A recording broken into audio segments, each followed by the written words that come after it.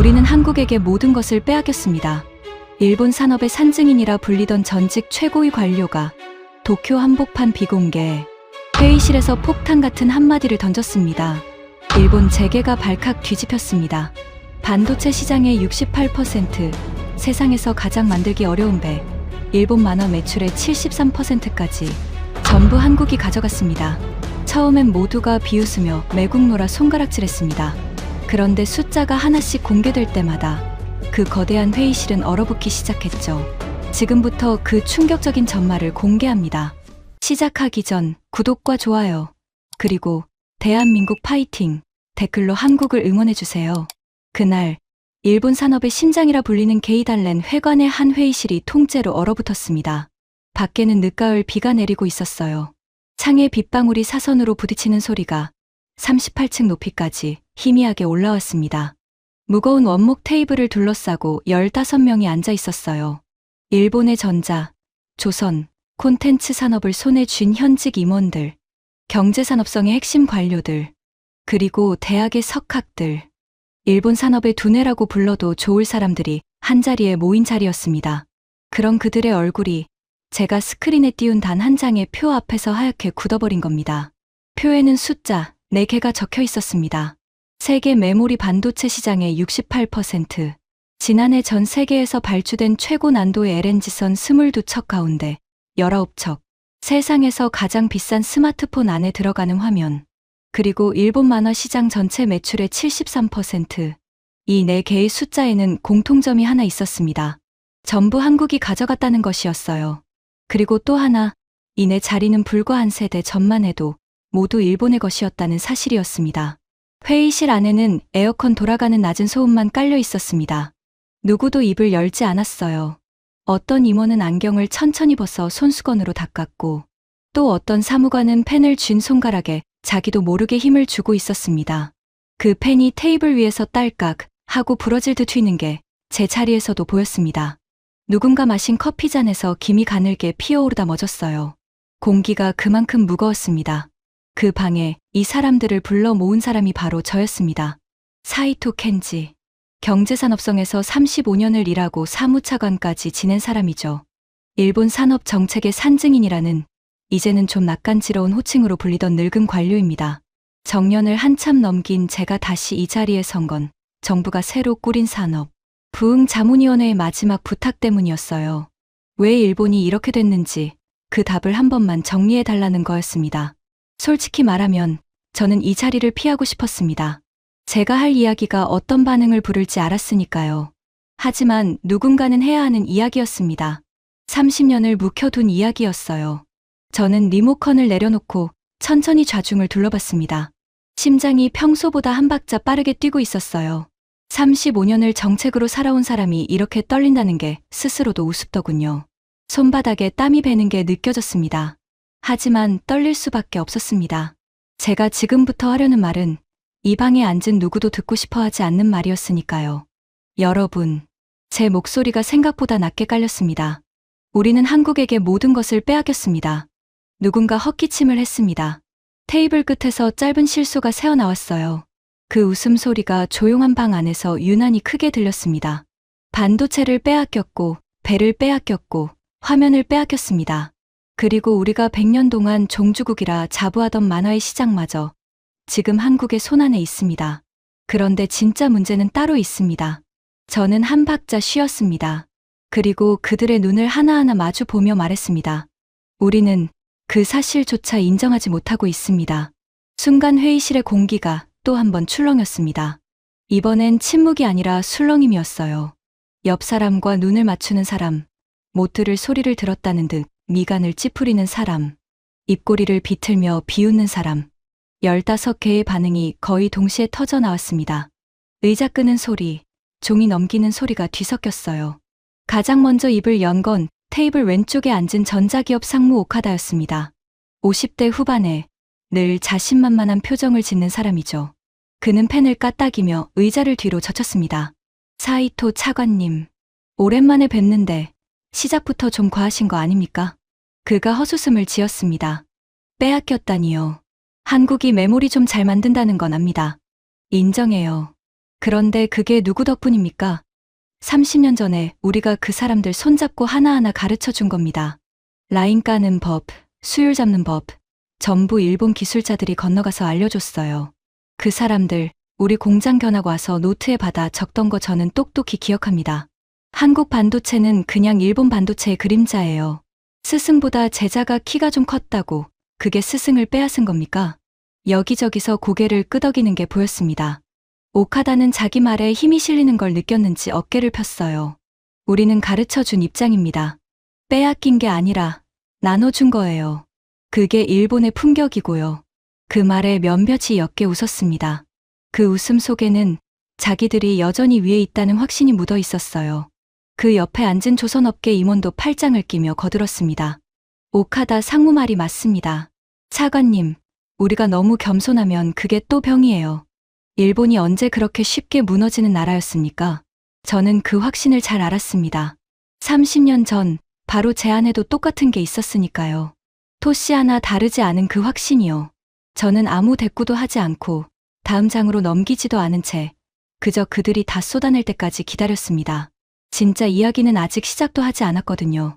오카다가 첫 발을 떼자 둑이 터진 듯 반박이 쏟아지기 시작했습니다. 이번엔 제 예부서의 후배, 경제산업성 사무관 와타나베였습니다. 30대 후반의 똑똑한 친구죠. 자료를 손에 쥐고 있는 게 작정하고 온 사람처럼 보였습니다. 그는 안경을 한번 축혀 올리고 입을 열었어요. 차관님, 솔직히 말씀드리겠습니다. 메모리 1위 자리 한번 내준 거 맞습니다. 그런데 그건 시장의 일시적인 출렁임이에요. 반도체라는 게 원래 몇 년 주기로 위아래가 바뀝니다. 호황이면 잘 나가고 불황이면 고꾸라지고 운이 좋으면 1등도 하는 거고요. 그걸 가지고 빼앗겼다, 졌다 하는 건 너무 감정적인 진단 아닙니까? 운이라. 제가 짧게 되뇌자 와타나베는 고개를 끄덕였습니다. 네, 운입니다. 그리고 무엇보다 한국이 아무리 메모리를 잘 만들어도 그 칩을 만드는데 필요한 핵심 소재하고 장비는 결국 누구한테서 사갑니까? 우리한테서 삽니다. 반도체 만드는데 들어가는 그 특수 소재, 세계에서 우리만 제대로 만드는 게 수두룩해요. 우리가 그 공급을 잠그면 한국 공장은 그날로 멈춰요. 실제로 그렇게 한 적도 있고요. 목줄은 여전히 우리가 쥐고 있는 겁니다. 그게 현실이에요. 이 말에는 반응이 더 컸습니다. 조선업계 임원이 그렇지 하고 낮게 동의했고 분위기가 한층 더 단단해졌어요. 소재와 부품과 장비, 이른바 소부장이라는 단어는 이 방에 앉은 사람들에게 일종의 부적 같은 것이었습니다. 무슨 일이 있어도 우리가 위에 있다는 마지막 안심의 근거였죠. 그 단어가 나오자 굳어있던 몇몇의 얼굴에 희미한 미소가 돌아왔습니다. 그때 테이블 오른쪽 끝에서 젊은 여성의 목소리가 끼어들었습니다. 콘텐츠 기업에서 온 임원이었어요. 그녀의 목소리에는 처음부터 가시가 돋아 있었습니다. 저는 다른 부분이 더 거슬립니다. 차관님, 만화 시장을 한국이 가져갔다고 하셨죠? 그건 정말 받아들이기 어렵습니다. 만화는 일본의 혼입니다. 100년이 넘는 역사예요. 우리 할아버지가 보던 만화를 제 아이도 보고 있어요. 종이 위에서 우리가 쌓아 올린 그 세계를 스마트폰으로 옮겨가는 그 잠깐의 틈에 한국 앱 몇 개가 끼어든 것뿐입니다. 유행이에요. 유행. 유행은 지나가는 거고요. 그걸 종주국이 바뀌었다고 말하는 건 솔직히 모욕적입니다. 그녀의 목소리는 끝으로 갈수록 떨렸습니다. 화가 난 거였어요. 그 화를 저는 이해했습니다. 자기가 평생 사랑한 것이 다른 나라에 넘어갔다는 말을 누가 순순히 받아들이겠습니까? 그녀는 말을 마치고 입술을 꾹 다물었습니다. 회의실 안의 시선이 다시 저에게 모였습니다. 15명. 그리고 그 15명 중 단 한 사람도 제 편에 서 있지 않았습니다. 저는 그 한가운데에 혼자 서 있었어요. 등 뒤로 식은땀이 한 줄기 흘러내리는 게 느껴졌습니다. 입안이 바싹 말라서 저는 옆에 놓인 물을 한 모금 마셨습니다. 컵을 내려놓는 손이 아주 미세하게 떨렸어요. 바로 그때였습니다. 테이블의 가장 안쪽, 가장 깊은 자리에서 누군가 천천히 몸을 일으켰습니다. 모리시타 타이조. 일본 전자업계의 전설이라 불리는 사람이었습니다. 78배 나이에도 등이 꼿꼿한 거대 전자기업의 명예회장이자 이 경제단체의 진짜 실세였죠. 그가 일어서자 술렁이던 회의실이 거짓말처럼 조용해졌습니다. 사람들이 무의식적으로 자세를 고쳐 앉는 게 보였어요. 그가 어떤 사람인지 이 방에 모두가 알고 있었습니다. 그의 말 한마디에 임원 자리가 날아가기도 하던 시절을 이 방의 절반은 직접 겪었으니까요. 모리시타는 자리에서 일어선 채로 저를 한참 동안 위아래로 훑어봤습니다. 그 눈빛에는 감정이 없었어요. 마치 책상 위에 떨어진 벌레를 보듯 그렇게 저를 봤습니다. 그리고 천천히 비웃듯이 한쪽 입꼬리를 올렸어요. 사이토 군. 그가 입을 열었습니다. 목소리는 낮고 건조했어요. 마른 나뭇가지가 부러지는 것 같은 목소리였습니다. 내가 자네를 안 지가 30년이 넘었지. 똑똑한 관료였어. 정책 하나는 깔끔하게 만드는 친구였지. 그런데 오늘 보니 사람이 나이를 먹으면 머리가 어떻게 되긴 하나 봐. 회의실 한쪽에서 누군가 픽 하고 웃음을 터뜨렸습니다. 모리시타의 입꼬리가 조금 더 올라갔어요. 자기 말이 먹힌다는 걸 즐기는 표정이었습니다. 자네가 지금 이 방에 모인 일본 산업의 어른들 앞에서 한 말이 뭔지 알기는 하나? 우리는 한국에게 다 빼앗겼다. 패배주의야. 그것도 가장 추한 종류의 패배주의지. 한국 같은 근본도 없는 나라한테 일본이 졌다고? 우리가 손수 키워준 우리 발밑에서 기던 그 나라한테. 그는 한 걸음 앞으로 나오며 목소리를 높였습니다. 테이블을 손가락으로 툭툭 두드리면서요. 내가 그 나라 공장에 직접 가봤어. 30년 전에. 그때 그 사람들이 우리 앞에서 어떤 표정이었는지 아나? 굽신거렸어. 우리 기술자 발밑에 거의 엎드리다시피 했지. 그런 나라야. 그런데 그런 나라한테 일본이 졌다고? 자네, 혹시 누구한테 돈이라도 받았나? 아니면 늙음하게 이름 한번 남겨보겠다고 이런 자극적인 소리를 지어내는 건가? 그의 목소리가 회의실 벽을 때렸습니다. 솔직히 말해봐. 자네 입에서 나온 그 말은 관료가 할 소리가 아니라 매국노가 할 소리야. 매국노. 그 단어가 회의실에 떨어지자 공기가 싸늘하게 얼어붙었습니다. 누구도 모리시타를 말리지 않았어요. 오히려 몇몇은 통쾌하다는 표정으로 저를 바라봤습니다. 어떤 임원은 팔짱을 낀 채 고개를 끄덕이기까지 했어요. 저는 그 시선들을 정면으로 받으며 서 있었습니다. 손끝이 차갑게 식어가는 게 느껴졌어요. 모욕감보다 먼저 찾아온 건 이상하게도 슬픔이었습니다. 왜냐하면 저는 알고 있었거든요. 지금 모리시타가 하는 저 말, 저 표정, 저 교만이 바로 30년 전 일본을 무너뜨린 그 시작이었다는 것을요. 그리고 그 교만의 한복판에 한때는 저 자신도 서 있었다는 것을요. 30년 전 저도 똑같이 그 나라를 내려다봤습니다. 그래서 저는 모리시타가 미운 게 아니라 그 모습에서 옛날의 저를 봤습니다. 저는 천천히 숨을 골랐습니다. 가슴 깊은 곳에서 뜨거운 것이 올라왔지만 목소리는 누르고 또 눌렀어요. 그리고 입을 열었습니다. 모리시타 회장님. 매국노라는 말씀 잘 들었습니다. 방 안이 다시 조용해졌습니다. 그러면 한 가지만 여쭙겠습니다. 제가 지금부터 보여드릴 숫자들이 만약 전부 사실이라면 그래도 저를 매국노라고 부르시겠습니까?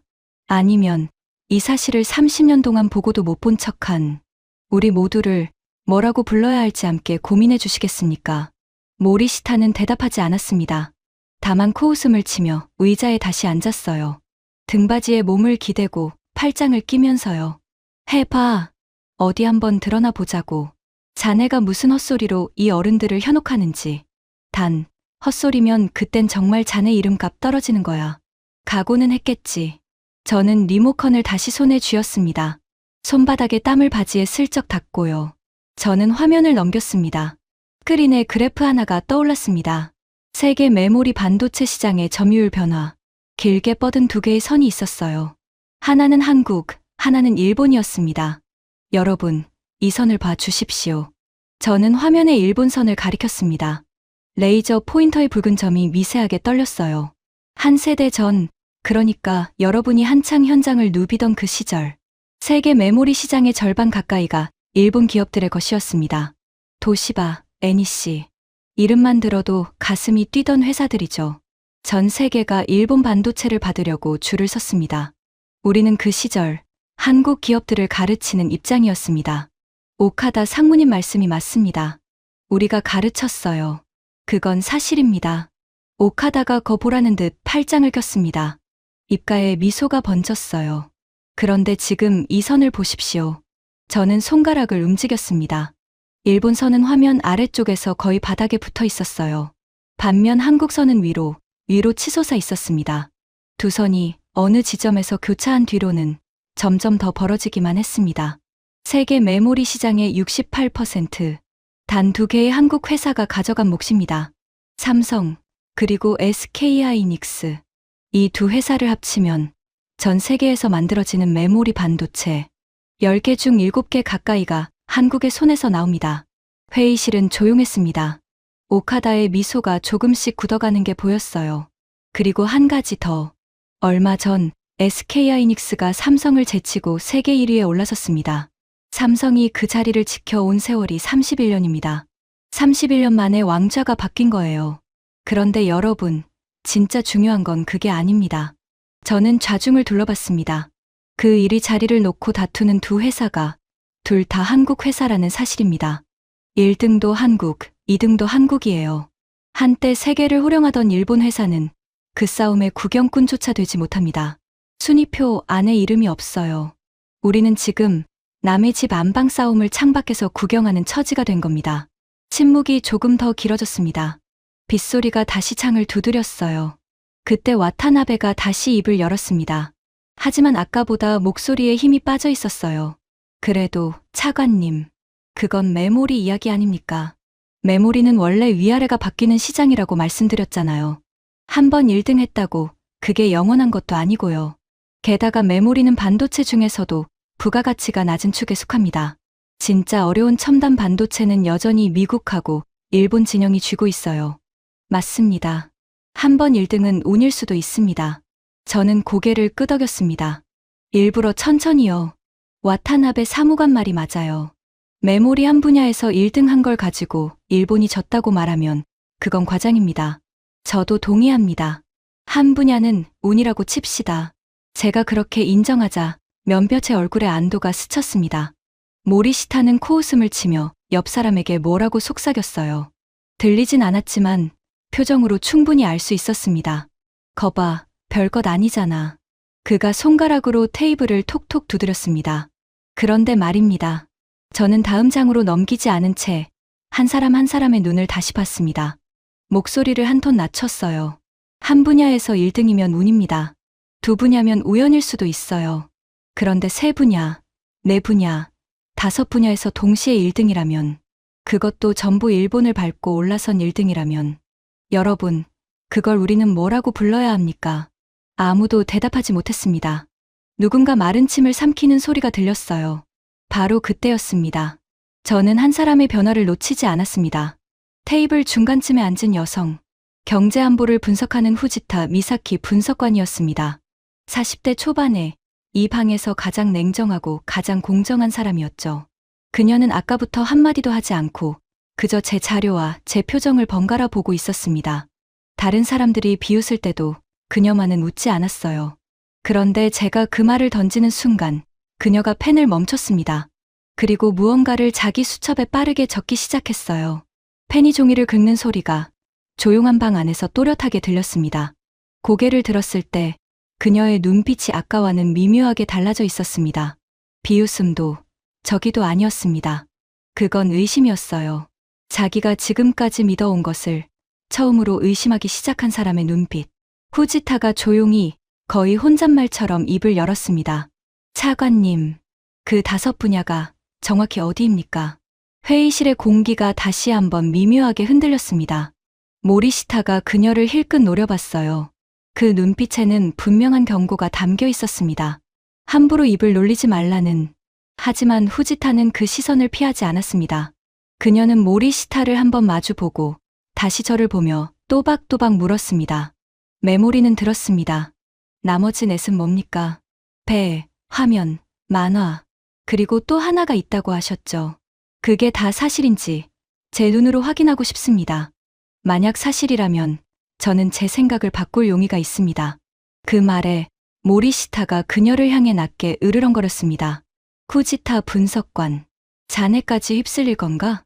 저는 휩쓸리는 게 아닙니다, 회장님. 후지타가 차분하게 받았습니다. 저는 그냥 사실을 보고 싶을 뿐입니다. 사실을 외면하는 게 진짜 패배 아닙니까? 순간 모리시타의 얼굴이 굳었습니다. 회의실 안에 팽팽한 긴장이 흘렀어요. 저는 그 광경을 보며 속으로 깊게 숨을 들이마셨습니다. 15명 중 단 한 명. 하지만 그 한 명이 드디어 제 쪽으로 고개를 돌린 겁니다. 그것도 가장 이성적인 사람이 가장 먼저요. 그게 무슨 의미인지 저는 35년의 경험으로 알고 있었습니다. 이성적인 한 사람이 흔들리면 결국 방 전체가 흔들립니다. 시간이 걸릴 뿐이에요. 좋습니다. 후지타 분석관. 저는 리모컨을 들었습니다. 이번엔 손이 떨리지 않았어요. 그럼 두 번째 이야기로 가겠습니다. 이번엔 바다입니다. 영하 160도가 넘는 가스를 싣고 몇 달씩 대양을 건너는 배. 세상에서 가장 만들기 어렵다는 그 배에 관한 이야기예요. 한때 이 배는 일본 조선소의 자존심이었습니다. 저는 조선업계 임원을 바라봤습니다. 아까 그렇지 하며 모리시타를 거들던 그 사람이었어요. 그의 표정이 살짝 흔들렸습니다. 그런데 지금 이 배를 제대로 만들 수 있는 나라가 사실상 한 곳밖에 남지 않았습니다. 그게 어디인지, 그리고 그 이유가 무엇인지 들으시면 여러분은 아마 처음으로 등골이 서늘해지실 겁니다. 화면이 넘어갔습니다. 그리고 그 순간부터 이 회의실의 진짜 무너짐이 시작됩니다. 스크린에 거대한 배 한 척이 떠올랐습니다. 둥근 탱크 4개를 등에 얹은 하얗고 매끈한 선체였습니다. 푸른 바다 위에 떠있는 그 모습은 보기만 해도 위압감이 느껴졌어요. 회의실 사람들의 시선이 일제히 화면으로 향했습니다.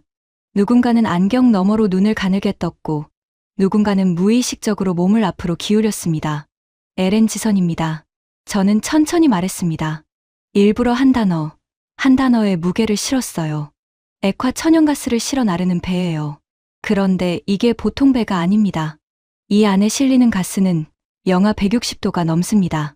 손가락을 갖다 대면 그 자리에서 얼어붙어 부서질 만큼 차가운 가스를 거대한 탱크에 가두고 몇 달씩 대양을 건너야 해요. 조금이라도 잘못 만들면 배 한 척이 통째로 사라지는 대형 사고로 이어집니다. 그래서 이 배는 세상에서 만들기 가장 어려운 배라고 불립니다. 조선업계 임원의 얼굴이 살짝 굳는 게 보였습니다. 아까 그렇지 하며 모리시타를 거들던 바로 그 사람이었어요. 하야시라는 이름의 50대 임원이었습니다. 그가 테이블 위에 올려놓은 손가락을 천천히 오므리는 게 제 자리에서도 보였습니다. 여러분, 한때 이 배는 일본 조선소의 자존심이었습니다. 우리가 세계 최고였어요. 일본 조선소에서 만든 LN지선이 세계의 바다를 누볐습니다.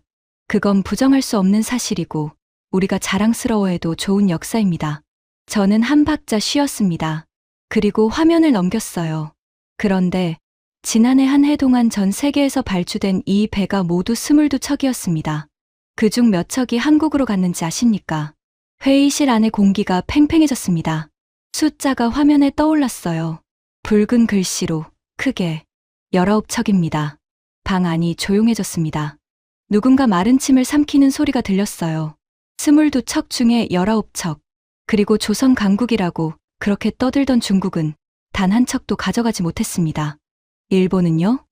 이 표 안에 아예 이름이 없습니다. 우리는 한 척도 만들지 못했어요. 오카다가 헛기침을 했습니다. 무언가 말하려는 듯 입을 달싹였지만 결국 다물었어요. 그의 자신만만하던 표정에 처음으로 균열이 가는 게 보였습니다. 여기서 끝이 아닙니다. 저는 다음 장을 띄웠습니다. 얼마 전 세계 최대의 가스 수출국이 역사상 가장 큰 규모로 배를 발주했습니다. 한꺼번에 100신척이었어요. 상상이 가십니까? 배 한 척 값이 얼만데 그걸 100신척을 한 번에 주문한 겁니다. 어마어마한 돈이죠. 그런데 그중 100여여섯척을 한국에 맡겼습니다. 후지타가 쥐고 있던 펜을 멈췄습니다. 그녀의 눈이 천천히 커졌어요. 여기서 중요한 건 그 결정의 과정입니다. 중국이 더 싼 가격을 들이밀었습니다. 그것도 훨씬 쌌어요.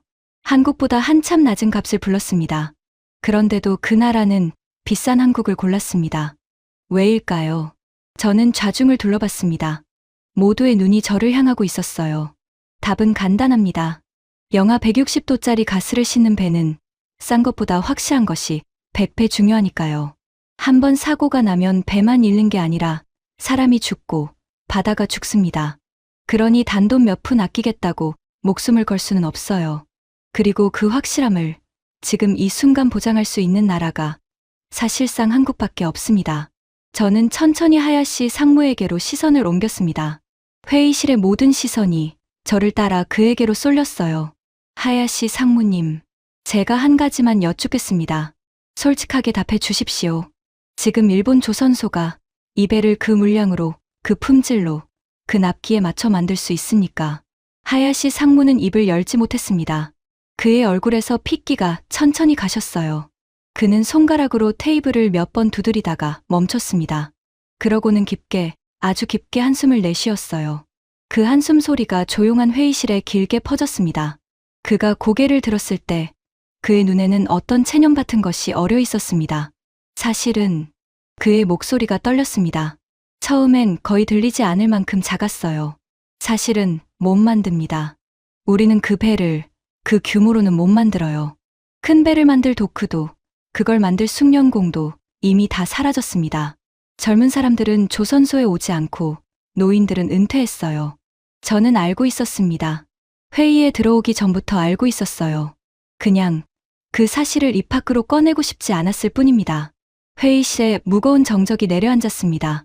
저는 그 정적을 깨지 않고 잠시 그대로 두었습니다. 침묵이 때로는 100마디 말보다 강하다는 걸 저는 35년의 경험으로 알고 있었거든요. 창밖의 빗소리만이 그 정적을 채웠습니다. 후지타가 천천히 고개를 끄덕이는 게 보였어요. 그녀의 눈빛이 완전히 달라져 있었습니다.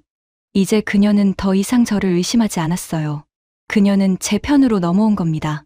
그리고 그 옆에서 디스플레이 임원과 또 다른 임원 한 명이 무언가 생각에 잠긴 표정으로 자기 앞에 자료를 내려다보고 있었습니다. 15명 중 4이 흔들리기 시작한 거예요. 바로 그때 모리시타가 테이블을 콱 내리쳤습니다. 물잔이 흔들리며 물이 조금 튀었어요. 그만. 그의 목소리가 회의실을 갈랐습니다. 배 좀 많이 만든 게 무슨 대단한 일이라고 다들 일어나. 사이토 군, 조선이 어떤 산업인지 몰라서 그래? 그건 결국 인건비 싸움이야. 사람 많이 갈아넣고 임금 싼 나라가 이기는 거라고. 한국이 지금 만드는 건 우리가 옛날에 하던 막노동을 물려받은 것뿐이야. 우리가 더 고상한 일로 옮겨가면서 넘겨준 거지. 그게 무슨 기술력이야. 인건비 싸움이라고요. 저는 그를 똑바로 보며 되물었습니다. 목소리를 높이지 않았어요. 오히려 차분하게. 그러면 중국은 왜 한 척도 못 가져갔습니까? 중국 인건비가 한국보다 비쌉니까? 아니죠. 중국이 훨씬 쌉니다. 회장님, 이건 인건비 싸움이 아닙니다. 영하 160도의 신뢰를 누가 보장할 수 있느냐의 싸움이에요. 그리고 그 신뢰의 문을 지금 통과할 수 있는 나라가 한국뿐이라는 겁니다. 우리는 그 문 앞에 이제 서지도 못합니다. 모리시타의 얼굴이 벌겋게 달아올랐습니다. 관자놀이에 핏줄이 도드라졌어요. 하지만 그는 더 이상 반박하지 못했습니다. 대신 팔짱을 끼고 의자에 거칠게 몸을 던졌어요. 그 동작이 처음으로 그를 늙고 지친 노인처럼 보이게 만들었습니다. 저는 일부러 화면을 다시 처음으로 돌렸습니다. 메모리 그래프가 다시 떴어요. 바닥에 붙은 일본 선과 하늘로 치솟은 한국 선. 사람들의 표정이 아까보다 한층 더 굳었습니다. 여러분은 조금 전에 메모리는 운이라고 하셨습니다.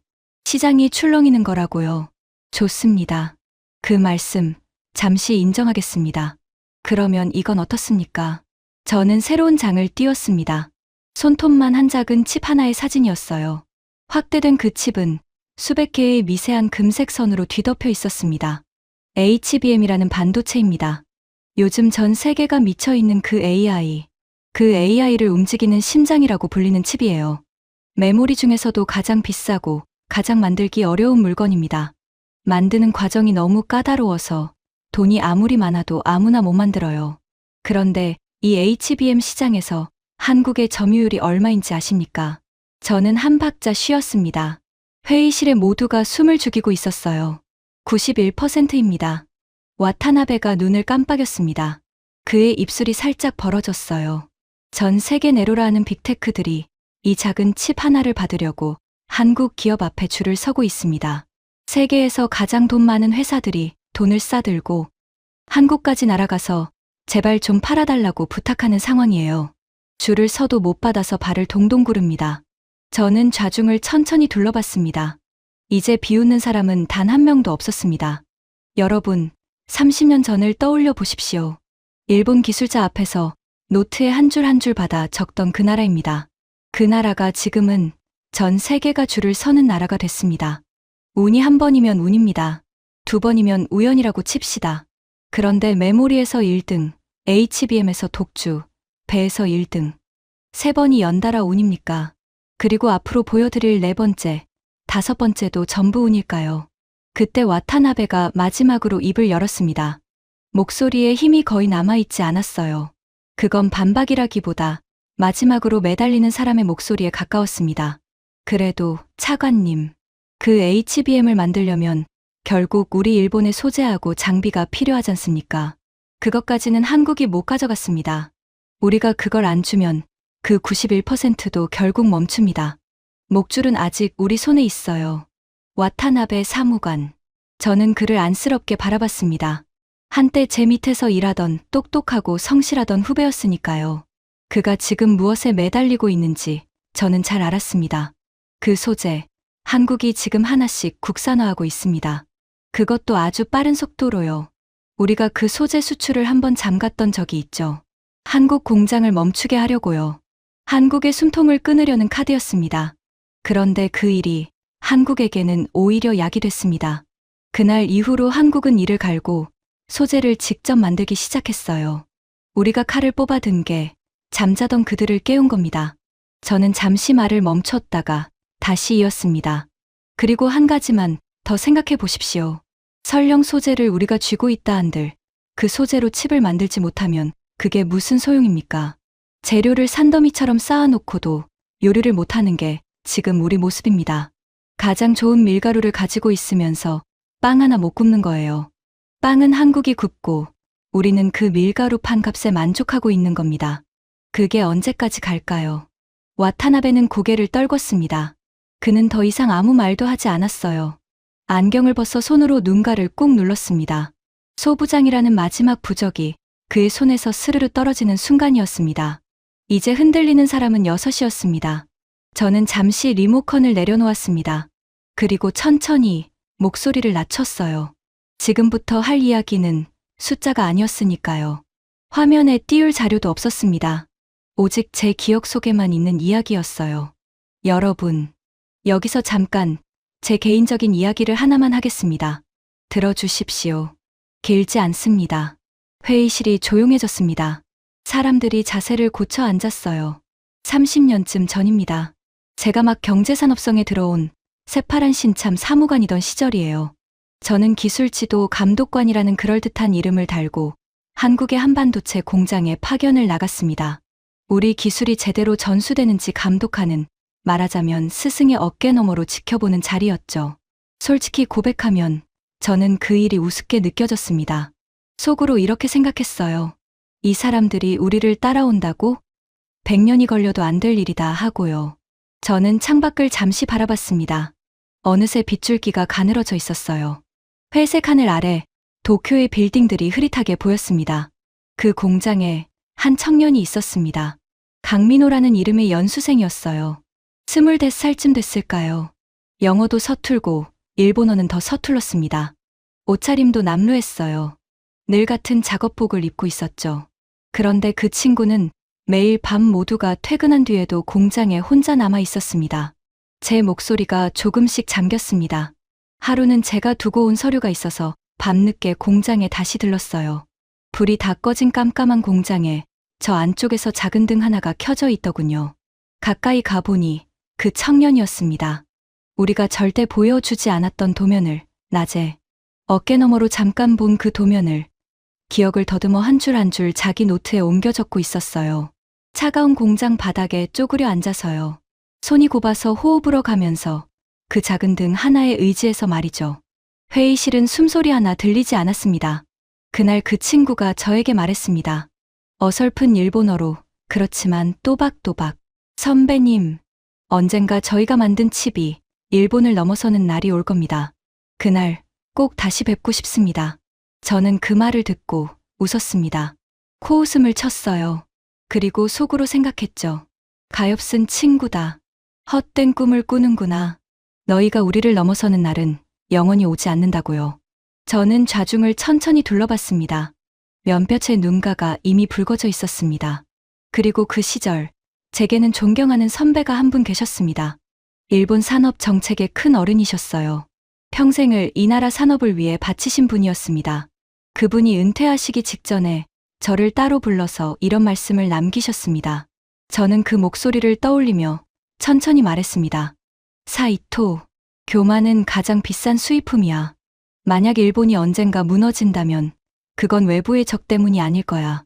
우리 안에 그것, 바로 교만 때문일 거야.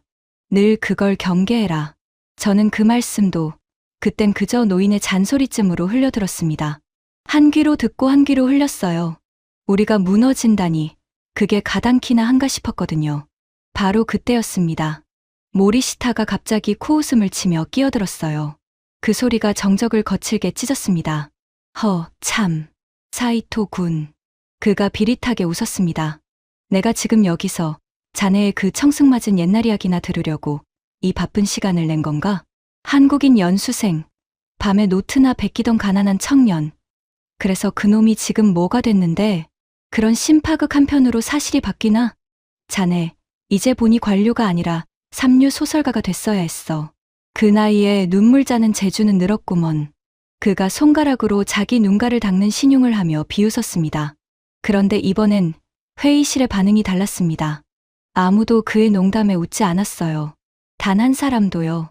오히려 곳곳에서 눈살을 찌푸리는 게 보였습니다.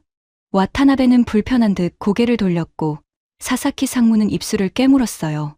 디스플레이 임원은 노골적으로 모리시타를 외면했습니다. 그의 무례가 이번엔 청중조차 불편하게 만든 겁니다. 방의 공기가 그를 밀어내고 있었어요. 저는 모리시타를 조용히 바라봤습니다. 신기하게도 화가 나지 않았어요. 오히려 마음이 차분하게 가라앉았습니다. 그 청년이 지금 누가 됐는지는. 저는 천천히 또박또박 말했습니다. 오늘 이야기의 맨 마지막에 말씀드리겠습니다. 회장님, 조금만 기다려 주십시오. 그 이름을 듣는 순간 회장님께서도 더 이상 웃지 못하실 겁니다. 장담합니다. 모리시타의 입꼬리가 미세하게 굳었습니다. 그는 무언가 말하려다 결국 입을 다물고 시선을 돌렸어요.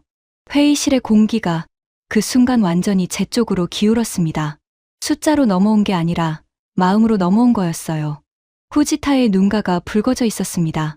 그녀가 조용히 손등으로 눈가를 훔치는 게 보였어요. 저는 깊게 숨을 들이마시고 다시 리모컨을 들었습니다. 이제 마지막 이야기입니다. 저는 회의실 오른편에 앉은 콘텐츠 임원을 바라봤습니다. 회의 초반에 만화는 일본의 혼이라며 떨리는 목소리로 화를 냈던 바로 그 여성이었어요. 사사키 상무. 그녀의 어깨가 이미 긴장으로 굳어 있었습니다. 사사키 상무님, 이건 상무님의 분야입니다. 그래서 더 아프실 거예요. 미리 양해를 구하겠습니다. 그래도 들어주셔야 합니다. 그녀가 마른 침을 삼켰습니다.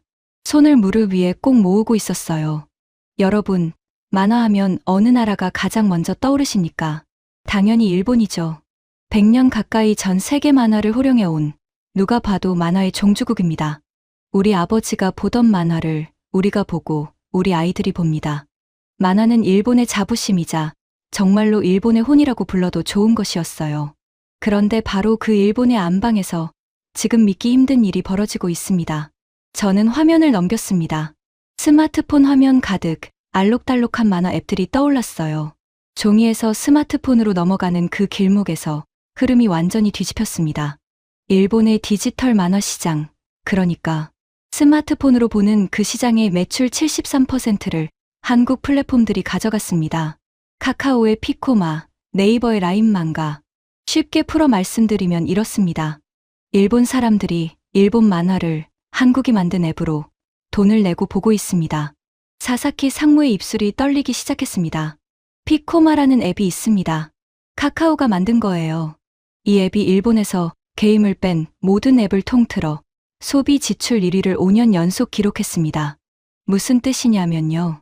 일본 사람들이 자기 돈을 가장 많이 쓴 앱이 다름 아닌 한국 회사 것이었다는 겁니다. 한 해 유료 매출만 9억 달러가 넘어요. 만화의 본고장에서 그 만화로 가장 큰 돈을 버는 회사가 일본 회사가 아니라 한국 기업이 된 겁니다. 회의실은 죽은 듯 조용했습니다. 에어컨 소리만 낮게 깔렸어요. 저는 사사키 상무에게 부드럽게 그러나 또렷하게 물었습니다. 상무님, 아까 만화는 일본의 혼이라고 하셨죠? 맞습니다. 저도 진심으로 동의합니다. 그러면 한 가지만 여쭙겠습니다. 상무님 회사의 그 소중한 작품들은 지금 어느 플랫폼에 올라가서 독자들을 만나고 있습니까? 사사키 상무는 한참 동안 대답하지 못했습니다. 그녀의 눈에 물기가 천천히 차올랐어요. 그녀는 고개를 숙였다가 다시 들었습니다. 그리고 떨리는 목소리로 아주 천천히 입을 열었습니다. 한국 플랫폼입니다. 그녀가 눈을 질끈 감았습니다. 감은 눈가에서 눈물 한 줄기가 흘러내렸어요. 저희 회사도 한국 플랫폼에 수수료를 냅니다. 매달 꼬박꼬박이요. 알고 있었어요. 처음부터 다 알고 있었습니다. 그냥 인정하기가 싫었을 뿐이에요. 우리 혼을 우리 손으로 못 지켰다는 게, 그걸 한국 앱에 얹어서 팔고 있다는 게 너무 부끄러워서 입 밖에 낼 수가 없었습니다. 그녀의 목소리가 끝에서 갈라졌습니다. 그녀는 손수건으로 입을 가렸어요. 회의실 곳곳에서 깊은 한숨이 새어나왔습니다. 누군가는 천장을 올려다봤고 누군가는 고개를 숙였습니다. 이제 흔들리는 사람은 12이었습니다. 15명 중 12. 남은 건 단 3뿐이었어요. 그리고 그 중 하나가 모리시타였습니다.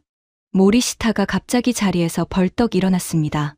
의자가 뒤로 거칠게 밀려나며 끼익 하는 날카로운 소리를 냈어요. 전부 한심하군. 그가 소리쳤습니다. 하지만 그 목소리에는 회의 초반 같은 위압감이 없었습니다. 오히려 어딘가 다급하고 불안하게 떨리고 있었어요. 궁지에 몰린 사람의 목소리였습니다. 숫자 몇 개에 다들 홀려서 그 잘난 자존심이 이것밖에 안 됐나. 일본의 어른이라는 사람들이 한국이 좀 잘 나간다고 그게 영원할 것 같아? 다 거품이야. 내가 장담하지. 5년 안에, 아니 3년 안에 전부 제자리로 돌아올 거야. 한국은 다시 우리 발밑으로 기어들어 올 거라고. 저는 그를 조용히 바라봤습니다. 그리고 천천히 고개를 저었어요. 슬픈 마음으로요. 회장님, 바로 그 말씀이 30년 전 우리가 했던 말과 토씨 하나 다르지 않습니다. 한국이 좀 잘 나간다고 그게 영원할 것 같아. 우리는 30년 동안 정확히 그 말을 반복했습니다. 그리고 그 말을 반복하는 동안 메모리를 빼앗겼고, 배를 빼앗겼고, 화면을 빼앗겼고, 우리의 혼이라던 만화마저 빼앗겼습니다. 그 말은 주문이 아니었어요. 우리 눈을 가린 안대였습니다. 모리시타는 입을 열었다가 다물었습니다. 그리고 또 한 번 열었다가 다시 다물었어요. 반박할 말을 끝내 찾지 못한 겁니다. 그는 선체로 부들부들 떨고 있었습니다. 저는 좌중을 천천히 둘러봤습니다. 15개의 얼굴이 이제는 전혀 다른 표정으로 저를 보고 있었어요. 여러분, 그런데 진짜 무서운 이야기는 사실 지금부터입니다. 저는 목소리를 낮췄습니다. 한국이 1등이 됐다는 게 오늘 이야기의 핵심이 아니에요. 1등은 언젠가 추월당하면 그만입니다. 진짜 소름 끼치는 건 따로 있습니다. 한국은 지금 1등을 넘어 전혀 다른 자리에 올라서 있어요. 그게 무엇인지, 그리고 30년 전 그 깜깜한 공장에서 노트를 베끼던 그 청년이 지금 누가 됐는지, 마지막으로 그 두 가지를 말씀드리고, 오늘 제가 왜 여러분을 이 자리에 불렀는지 그 진짜 이유를 말씀드리겠습니다. 저는 마지막 장을 향해 천천히 리모컨을 들었습니다. 회의실은 이제 시작과는 완전히 다른 공간이 되어 있었습니다. 비웃음도 조롱도 사라졌어요. 15명 중 12이 이미 제 쪽으로 넘어와 있었습니다. 남은 건 단 3. 그리고 그 셋의 한가운데 모리시타가 여전히 선체로 부들부들 떨고 있었습니다. 창밖의 비는 어느새 그쳐 있었어요.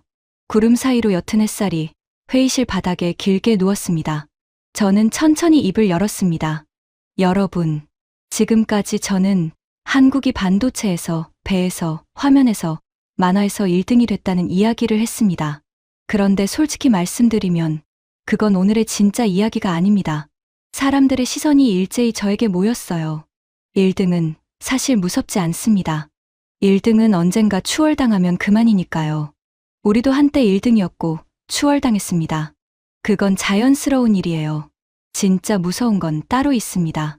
저는 화면을 넘겼습니다. 다시 그 LN지선이 떠올랐어요. 한국이 주력으로 만드는 이 배에는 정해진 규격이 있습니다. 탱크의 크기, 배의 형태, 항구에 댈 때의 기준.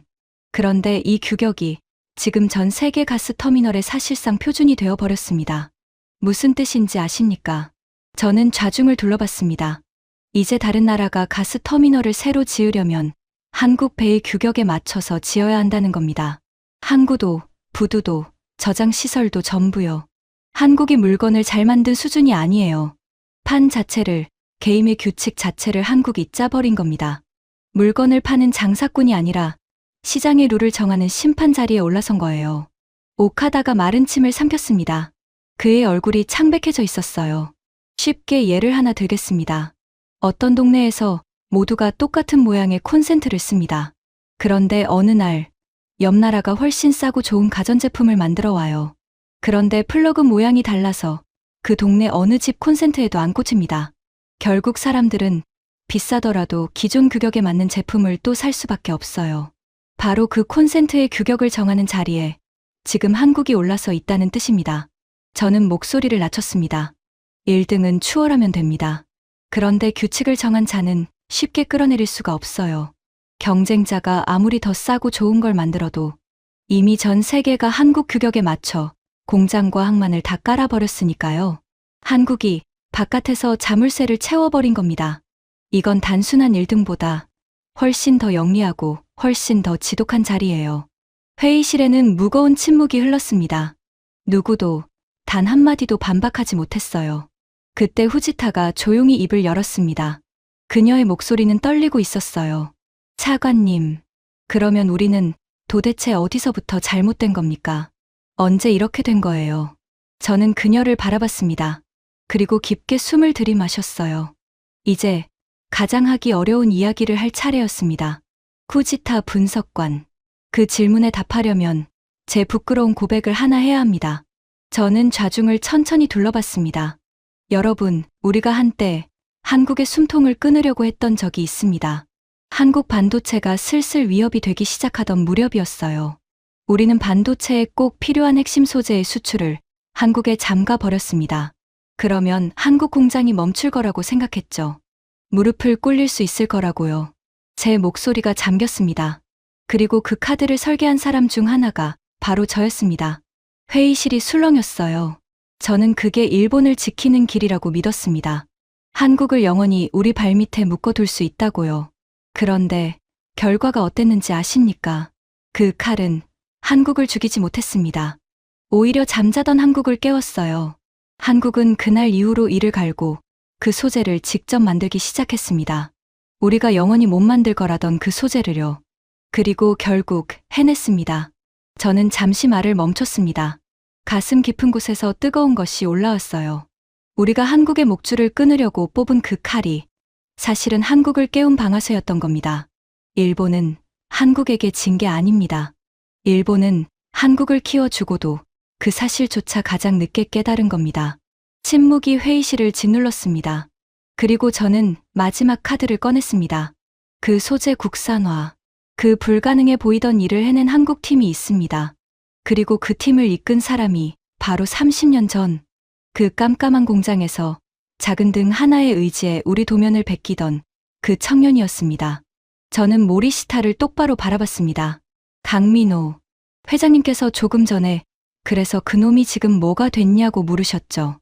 그 청년이 지금 한국 소재 자립의 주역이 됐습니다. 우리가 칼을 뽑았을 때 그 칼을 한국의 무기로 바꿔낸 사람이에요. 30년 전 그가 제게 했던 말 기억하십니까? 언젠가 저희가 만든 칩이 일본을 넘는 날 다시 뵙고 싶습니다. 그는 그 약속을 지켰습니다. 모리시타의 얼굴에서 모든 핏기가 빠져나갔습니다. 그는 입을 열려고 했어요. 하지만 아무 소리도 나오지 않았습니다. 그의 입술만 힘없이 떨렸어요. 그러더니 천천히 무너지듯 의자에 주저앉았습니다. 평생 등이 꼿꼿하던 그 노인이 처음으로 작고 늙어 보였습니다. 그는 두 손으로 얼굴을 감쌌어요. 회의실은 숨소리 하나 없었습니다. 바로 그때 지금껏 단 한마디도 하지 않았던 한 사람이 천천히 자리에서 일어났습니다. 타나카 회장. 이 자리에 모인 모두의 가장 윗사람이자 일본 재계를 대표하는 사람이었습니다. 그는 회의 내내 팔짱을 낀 채 아무 말 없이 듣기만 했어요. 그가 일어서자 모두가 숨을 죽였습니다. 타나카 회장은 한참 동안 저를 바라봤습니다. 그리고 천천히 깊게 고개를 숙였어요. 사이토 차관. 그의 목소리는 낮고 무거웠습니다. 오늘 우리는 30년 만에 처음으로 진실을 들었습니다. 누구도 입에 올리고 싶어 하지 않던 진실을요. 인정합니다.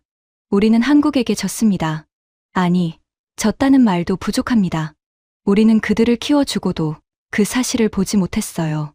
그것이 우리의 가장 큰 패배입니다. 그가 좌중을 둘러봤습니다. 이 자리에서 더는 부정하지 맙시다. 인정하는 것에서 모든 것이 다시 시작됩니다. 15명 전원이 천천히 고개를 끄덕였습니다.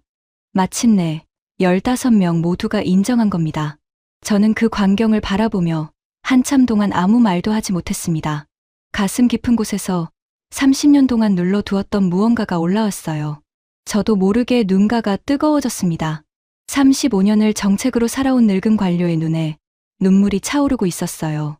저는 그걸 굳이 감추지 않았습니다. 은퇴하시던 그 선배의 말씀이 제 귓가에 다시 울렸습니다.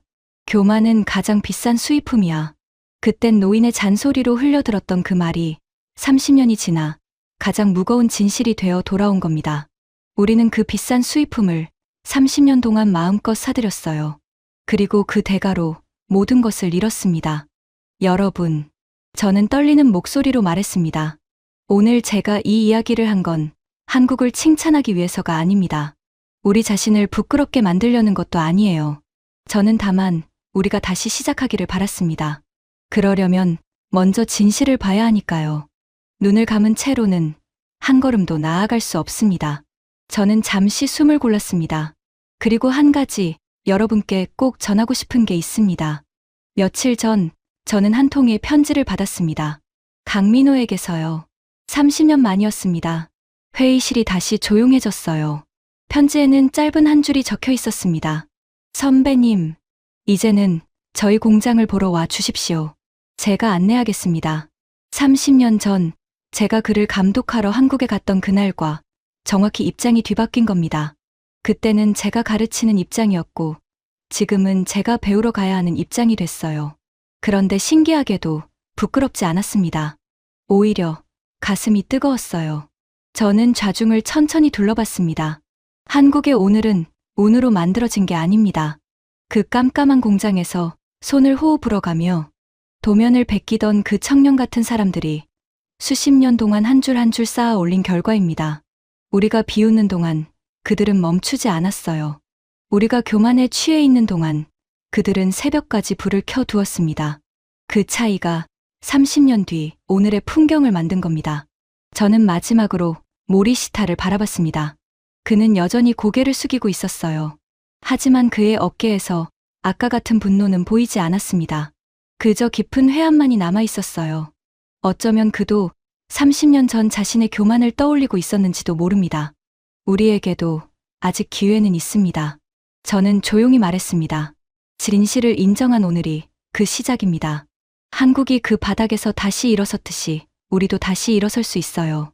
단 그러려면 가장 먼저 우리 안의 가장 비싼 수입품을 이제는 끊어내야 합니다. 회의실에는 길고 깊은 침묵이 흘렀습니다. 그 침묵은 시작할 때의 차가운 침묵과는 전혀 다른 것이었어요. 그건 부끄러움과 다짐이 그리고 어떤 희망이 뒤섞인 침묵이었습니다. 창으로 든 햇살이 고개 숙인 사람들의 어깨 위로 따뜻하게 내려앉고 있었습니다. 저는 리모컨을 내려놓고 천천히 자리로 돌아갔습니다. 그날 그 회의실에서 시작된 작은 인정이 일본을 다시 일으킬 수 있을지는 아무도 모릅니다. 어쩌면 너무 늦었는지도 몰라요. 하지만 한 가지만은 분명합니다. 한국이 우리에게 가르쳐 준 가장 큰 교훈은 반도체도 배도 아니었습니다. 그건 가장 낮은 곳에서도 포기하지 않는 마음, 바로 그것이었어요. 여러분이 오늘 스마트폰으로 웹툰을 넘기시거나 뉴스에서 한국 반도체 소식을 보시거든. 그 뒤에 숨은 30년 전 깜깜한 공장의 작은 등 하나를 한번 떠올려 주십시오. 어쩌면 진짜 저력이란 1등이라는 화려한 결과가 아니라 그 바닥에서도 끝내 불을 끄지 않았던 마음 그 자체였는지도 모르니까요. 지금까지 일본 산업의 산증인 사이토 켄지가 도쿄 한복판 비공개 회의실에서 털어놓은 충격적인 고백이었습니다.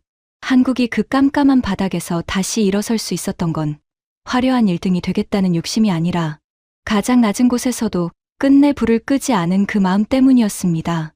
30년 전 작은 등 하나의 의지의 도면을 베끼던 그 불빛이 결국 세상을 바꾼 겁니다. 이 이야기가 자랑스러우셨다면 주변에도 널리 공유해 주세요. 구독과 좋아요도 부탁드립니다. 지금까지 터칭 스토리였습니다. 감사합니다.